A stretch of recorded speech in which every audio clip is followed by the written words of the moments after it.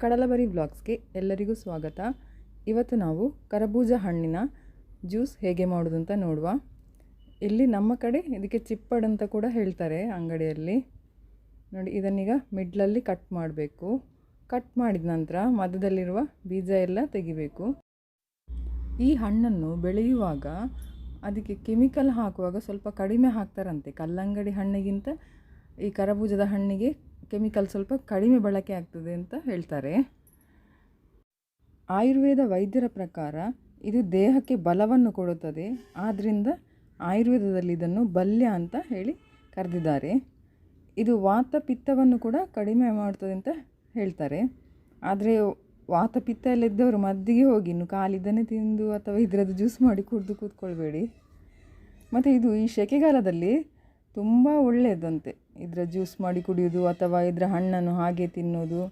ಅಥವಾ ಇದು ತುಂಡು ಸಿಹಿ ಇದ್ದರೆ ನೀವು ಒಮ್ಮೆ ಟೇಸ್ಟ್ ಮಾಡಿ ನೋಡಿ. ಮೊದಲಿಗೆ ಇದು ಸಿಹಿ ಇದ್ದರೆ ಇದಕ್ಕೆ ಹಾಲನ್ನು ಸೇರಿಸಿ ಇದರ ಮಿಲ್ಕ್ ಶೇಕ್ ಕೂಡ ಮಾಡಿ ಕುಡಿಬೋದಂತೆ. ಇಲ್ಲದಿದ್ದರೆ ಆಯುರ್ವೇದ ವೈದ್ಯರು ಯಾವಾಗಲೂ ಹಣ್ಣಿಗೆ ಹಾಲು ಸೇರಿಸಿ ಜ್ಯೂಸ್ ಮಾಡಬೇಡಿ ಅಂತಲೇ ಹೇಳೋದು. ಆದರೆ ಈ ಹಣ್ಣಿಗೆ, ಕರಬೂಜದ ಹಣ್ಣಿಗೆ ಹಾಗೆಲ್ಲ. ಇದು ಸ್ವಲ್ಪ ಸಿಹಿ ಇದ್ದರೆ ಇದಕ್ಕೆ ಹಾಲು ಸೇರಿಸಿ ಮಿಲ್ಕ್ ಶೇಕ್ ಮಾಡ್ಬೋದಂತೆ. ಆದರೆ ಹುಳಿ ಇದ್ದರೆ ಇದು ಯಾವುದೂ ಒಳ್ಳೆಯ ಗುಣಗಳು ಎಲ್ಲ ಉಲ್ಟಾಗ್ತದೆ ಅಂತ ಹೇಳ್ತಾರೆ. ಹಾಗೆ ನೀವು ನೋಡಿ, ಸಿಹಿ ಇದ್ದದನ್ನು ಮಾತ್ರ ಉಪಯೋಗಿಸಿ. ಈಗ ದಿನ ಹೋದಷ್ಟು ಸೆಕೆ ಜಾಸ್ತಿ ಆಗ್ತಾ ಉಂಟು. ಹಾಗಾಗಿ ದೇಹದಲ್ಲಿ ಕೂಡ ಉರಿ, ಸುಸ್ತು, ಮೈಕೈ ನೋವು ಮತ್ತು ಡ್ರೈನೆಸ್ ಅಂದರೆ ದೇಹ ಒಣಗಿದಂತೆ ಅನಿಸುವುದು ಎಲ್ಲ ಇರ್ತದೆ. ಹಾಗೆಲ್ಲ ಇರುವವರು ಇದನ್ನು ನಿಯಮಿತವಾಗಿ ಬಳಸಿದರೆ ತುಂಬ ಒಳ್ಳೆಯದಂತೆ. ಎಲ್ಲ ನಿಮಗೆ ಇದು ಉರಿ ಎಲ್ಲ ತುಂಬ ಕಡಿಮೆ ಆಗ್ತದಂತೆ. ಈ ಸೆಕೆಗಾಲದಲ್ಲಿ ಇದು ದೇಹವನ್ನು ತಂಪಾಗಿಡಲಿಕ್ಕೆ ತುಂಬ ಸಹಾಯ ಮಾಡ್ತದೆ ಅಂತ ಹೇಳ್ತಾರೆ. ನೋಡಿ, ಇದು ಇನ್ನೂ ಸ್ವಲ್ಪ ಹಣ್ಣಾಗಲಿಕ್ಕೆ ಇತ್ತು. ಸೈಡಲ್ಲೆಲ್ಲ ಹಸಿರು ಉಂಟು ಮತ್ತು ಸ್ವಲ್ಪ ಗಟ್ಟಿ ಸಹ ಇತ್ತು.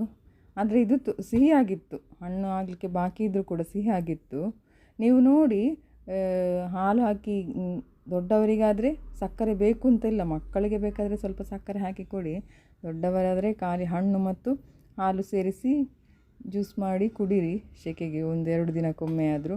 ಅಥವಾ ಹಾಗೆ ತಿಂದರೂ ಆಗ್ತದೆ. ನಿಮಗೆ ಟೈಮ್ ಇಲ್ಲ, ಬ್ಯುಸಿ, ಜಾಬಿಗೆಲ್ಲ ಹೋಗ್ತಾ ಇದ್ದೀರಿ ಅಂತ ಹೇಳಿದರೆ ಹಾಗೆ ಅದರ ತುಂಡು ತೆಗೆದು ತಿಂದರೂ ಆಗ್ತದೆ. ದೇಹ ಸ್ವಲ್ಪ ತಂಪಾಗಿರ್ತದೆ. ನೋಡಿ, ಕರಬೂಜ ಹಣ್ಣಿನ ಜ್ಯೂಸ್ ರೆಡಿ. ನೀವು ಕೂಡ ವಾರದಲ್ಲಿ 2 ಸರಿಯಾದರೂ ಮಾಡಿ ಕುಡಿರಿ. ಇದು ತುಂಬ ಒಳ್ಳೆಯದು ದೇಹಕ್ಕೆ. Thank you for watching.